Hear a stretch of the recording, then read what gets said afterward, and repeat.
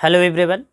Previous class में मैंने आप लोगों को मैग्नेटिक फील्ड ऑफ अर्थ से रिलेटेड कुछ डेफिनेशन आपको बताया, जिसमें आपको मैंने मैग्नेटिक मेरिडियन और जियोग्राफिकल मेरिडियन के बारे में बताया कि जब भी हम किसी भी सरफेस को, जैसे अर्थ का सरफेस हम लेते हैं, उसको हम किसी भी पॉइंट से इस प्रकार से कट करेंगे कि वो सेंटर से पास करते हुए जाए और एक प्लेन बन जाए, तो उस प्लेन सरफेस को हम नाम देते हैं मेरिडियन। और अगर जियोग्राफिकल एक्सिस से कट करेंगे तो जियोग्राफिकल मेरिडियन, और मैग्नेटिक एक्सिस से कट करेंगे तो मैग्नेटिक मेरिडियन। आज हम स्टार्ट करने वाले हैं कि एंगल ऑफ डेक्लिनेशन क्या हो सकता है, एंगल ऑफ इंक्लिनेशन या डीप क्या हो सकता है, और horizontal magnetic field of earth क्या होता है। तो सबसे पहला टॉपिक इसमें रहेगा मैग्नेटिक डेक्लिनेशन। डेक्लिनेशन का मतलब क्या होता है, ध्यान से समझ लें इसको, कि जब भी हम किसी भी मैग्नेट को किसी भी प्लेस पर इस प्रकार से फ्रीली ऐसे लटका देते हैं, उस कंडीशन हमें ये दिखता है कि मैग्नेट बिल्कुल सीधा नहीं रुकता, कुछ ना कुछ ऐसे टेढ़ा रुकता है, या तो ऐसे रुकेगा या तो ऐसा रुकता है। तो मैं क्या करता हूँ कि अगर मेरे पास दो मेरिडियन है, मैग्नेटिक मेरिडियन और जियोग्राफिकल मेरिडियन, हमने ये देखा उस डेफिनेशन में प्रीवियस क्लास में कि जब हम लोग जियोग्राफिकल एक्सिस इसको सपोज कर लेते थे तो मैग्नेटिक एक्सिस आपका इस प्रकार से आता था, कुछ एंगल पर आ रहा था, वो एंगल को मैंने बोला था 11.5 डिग्री। तो जब ये बोला जाए कि मैग्नेटिक मेरिडियन और जियोग्राफिकल मेरिडियन, उन दोनों के बीच का जो एंगल होता है, उस एंगल को बोला जाएगा एंगल ऑफ डेक्लिनेशन। जैसे हम ये सपोज कर लें, मेरे पास ये सरफेस है, इसमें एक सरफेस बोल दिया जाए ये आपका मैग्नेटिक मेरिडियन का है और ये सरफेस आपका है जियोग्राफिकल मेरिडियन। तो मैग्नेटिक मेरिडियन और जियोग्राफिकल मेरिडियन के बीच का जो एंगल होता है, ये वाला एंगल जो आपको दिख रहा है, इस सरफेस और इस सरफेस के बीच का एंगल, इस एंगल को नाम दिया जाता है एंगल ऑफ डेक्लिनेशन। मतलब angle between magnetic meridian and geographical meridian is called angle of declination. ये आपका फर्स्ट डेफिनेशन होता है, इसे हम इंडिकेट करते हैं अल्फा से, एंगल ऑफ डेक्लिनेशन को। सेकेंड हमारा आता है जो मैग्नेटिक इंक्लिनेशन है, जो कि मैं अभी बता रहा था कि अगर हम मैग्नेट को इस प्रकार से स्ट्रेच करते हैं, लटकाते हैं, तो मैग्नेट बिल्कुल सीधा नहीं रुकता, इस प्रकार से एंगल बनाते हुए रुकता है।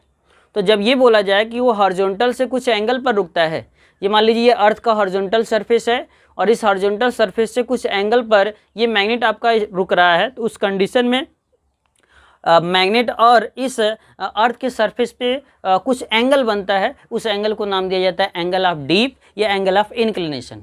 ये वाला आपका सेकंड पॉइंट। मतलब जब भी हम मैग्नेट को इस प्रकार से स्ट्रेच करेंगे, मान लीजिए इस प्रकार से मैंने एक पॉइंट ले लिया है और यहाँ से एक मैग्नेट को लटकाया, तो ये मैग्नेट बिल्कुल सीधा न रुककर इस प्रकार से रुकता है, ऐसे करते हुए रुकता है। तो अर्थ का जो ये मैग्नेट का एक्सिस है, अर्थ का एक्सिस ये, तो अर्थ का जो सरफेस है ये आपका ये कहलाता है। लेकिन मैग्नेट आपका क्या है, मैग्नेट का जो है एक्सिस है वो आपका ये वाला लाइन है। तो हम बोल सकते हैं या तो ये वाला एंगल या तो ये वाला एंगल, ये दोनों में से किसी एक एंगल को नाम दिया जाता है एंगल ऑफ डीप। ये आपका होता है एंगल ऑफ डीप। मतलब मैग्नेटिक एक्सिस एंड अर्थ के सरफेस के बीच का जो एंगल होता है वो एंगल ऑफ डीप कहलाता है।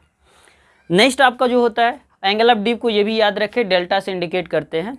नेक्स्ट हमारा आता है horizontal component of earth magnetic field. ये सबसे इंपॉर्टेंट है, यही आपको एग्जाम में पूछा जाता है। हॉरिजॉन्टल कंपोनेंट आपका क्या हो सकता है, इसको जानते हैं। मैंने मान लिया कि मैंने एक मैग्नेट को इस प्रकार से किसी भी पॉइंट से बांधा और ऐसे लटकाया। मैंने मान लिया ये मेरे पास एक मैग्नेट है, इसको मैंने इस पॉइंट से बांधा हुआ है, तो ये आपका मैग्नेट बिल्कुल सीधा नहीं रुक रहा है, ये आपका इस प्रकार से रुक रहा है, ऐसे न रुककर इस प्रकार से। इसमें ये आपका इसका नॉर्थ पोल है, ये आपका क्या कहलाएगा, साउथ पोल है। इसका मतलब इस एक्सिस को बोला जाएगा मैग्नेटिक एक्सिस, ऐसे है। और इस डायरेक्शन में आपका क्या है, मैग्नेटिक फील्ड इस प्रकार से आपका है, अर्थ का मैग्नेटिक फील्ड BE। और मैंने मान लिया कि यहाँ पे एक मेरिडियन बनाया हुआ है, एक खुली किताब सपोज कर सकते हैं। जैसे अभी मैंने आपको समझाया कि हम ये मान लेते हैं कि आपका इस प्रकार से सरफेस है, ऐसे। इसमें ये जो आपका सामने बाहर वाला सरफेस दिख रहा है, ये आपका क्या है, मैग्नेटिक मेरिडियन। और ये जो अंदर वाला सरफेस है, ये पीछे वाला सरफेस, इसको बोला जाएगा जियोग्राफिकल मेरिडियन। ये खुली किताब इस प्रकार से है। और इनके बीच का ये वाला एंगल मैंने भी बताया, दोनों मेरिडियन के बीच का एंगल आपका क्या होता है, डेक्लिनेशन। ये आपका एंगल ऑफ डेक्लिनेशन है। लेकिन ये जो आपका है मैग्नेट, ये इस प्रकार से है और अर्थ का सरफेस ऐसा होता है, अर्थ का सरफेस इस प्रकार से है और ये मैग्नेट आपका ऐसे नीचे की तरफ है, तो एंगल कितना बन रहा है आपका डेल्टा, इसे एंगल ऑफ डीप बोला जाएगा। अगर हम इस मैग्नेटिक फील्ड बी को दो कंपोनेंट में डिवाइड करना चाहें तो हम एक कंपोनेंट बोल सकते हैं ये हॉरिजॉन्टल कंपोनेंट, और एक आपका कंपोनेंट ये बोला जा सकता है वर्टिकल कंपोनेंट। और अगर मैं हॉरिजॉन्टल कंपोनेंट की वैल्यू निकालूं, मतलब बी एच की वैल्यू, तो आपको पता है हॉरिजॉन्टल किसके इक्वल होता है, बी ई। मान लीजिए ये आपका वेक्टर है, इसको दो कंपोनेंट में डिवाइड करेंगे तो हॉरिजॉन्टल वाला कॉस में टूटता है और वर्टिकल वाला साइन में, तो आपको मिल जाएगा बी ई कॉस थीटा। और थीटा की वैल्यू यहाँ पे कौन सा ली जाएगी, एंगल कौन सा लिया जाएगा, डेल्टा, तो मैं लिख सकता हूँ बी ई कॉस डेल्टा। यही जो आपको दिख रहा है बी ई कॉस डेल्टा, इसी को बोला जाता है हॉरिजॉन्टल कंपोनेंट ऑफ अर्थ। अगर मैं यहाँ पे वर्टिकल कंपोनेंट निकालूँ तो बी भी की वैल्यू, ये भी की वैल्यू निकालेंगे तो मिलेगा बी ई साइन डेल्टा। ये इक्वेशन आपका क्या है, सेकेंड। और अगर मैं इक्वेशन सेकेंड में इक्वेशन फर्स्ट का डिवाइड करूँ, मतलब equation second by equation first, तो हमें क्या मिल सकता है, बी भी अपॉन में B H is equal to B E sine delta और divide by B E cos delta. और यहाँ पे दिख रहा है बी ई आपका कैंसिल हो गया और साइन अपॉन कॉस आपका क्या बन जाएगा, tan delta is equal to B भी अपॉन में बी एच, या डेल्टा इज इक्वल टू आपको मिल जाएगा टेन इनवर्स बी भी अपॉन में बी एच। इसका मतलब इसके हेल्प से आप एंगल ऑफ डीप की वैल्यू पता कर सकते हैं। अगर आपको हॉरिजॉन्टल कंपोनेंट की वैल्यू पता है, वर्टिकल कंपोनेंट की वैल्यू पता है, तो angle of dip delta equal to क्या मिलेगा, टेन इनवर्स बी भी अपॉन में बी एच। इसके हेल्प से आप इस एक्सप्रेशन के हेल्प से आप एंगल ऑफ डीप या एंगल ऑफ इंक्लिनेशन की वैल्यू फाइंड कर सकते हैं। उसके अलावा अगर आपको अर्थ का मैग्नेटिक फील्ड पता करना है तो इसको भी निकाल सकते हैं। अगर मैं इक्वेशन फर्स्ट और सेकेंड को ध्यान से देखूँ, मैं इक्वेशन फर्स्ट का स्क्वायर कर देता हूँ और इक्वेशन सेकेंड का स्क्वायर करके ऐड कर देता हूँ। दोनों का स्क्वायर करके क्या कर दिया जाए, ऐड कर दिया जाए, तो हमें क्या मिलेगा, B E square cos square delta plus B E square sine square delta is equal to, इसका भी स्क्वायर होगा, लिख सकते हैं बी एच का स्क्वायर प्लस बी भी का स्क्वायर।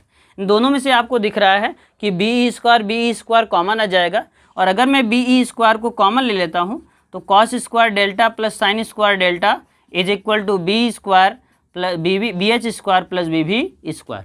और आपको पता है कि cos square plus sine square अगर एंगल सेम होता है तो इसकी वैल्यू क्या होती है, वन, फर्स्ट आइडेंटिटी, तो ये आपका वन हो जाएगा। तो मुझे मिल जाएगा बी का square equal to B H square plus B V square, या आप ये कह सकते हैं कि B E equal to root में B H square plus B V square.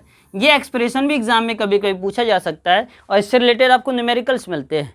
ये अर्थ का मैग्नेटिक फील्ड आपसे पूछेगा और दोनों का हॉरिजॉन्टल वर्टिकल मैग्नेटिक फील्ड आपको गिवन रहेगा, या हॉरिजॉन्टल गिवन दे करके इस आपको एंगल ऑफ डीप दे करके आपको अर्थ का मैग्नेटिक फील्ड पूछ सकता है, वर्टिकल कंपोनेंट दे करके डीप दे करके और आपको मैग्नेटिक फील्ड पूछा जा सकता है। तो ये एक्सप्रेशन आपको माइंड में रहे। ये आपका चैप्टर आपका यहाँ पे मैग्नेटिज्म का समाप्त होता है। नेक्स्ट क्लास में हम लोग नेक्स्ट चैप्टर हम स्टार्ट करेंगे इलेक्ट्रोमैग्नेटिक इंडक्शन। Thank you.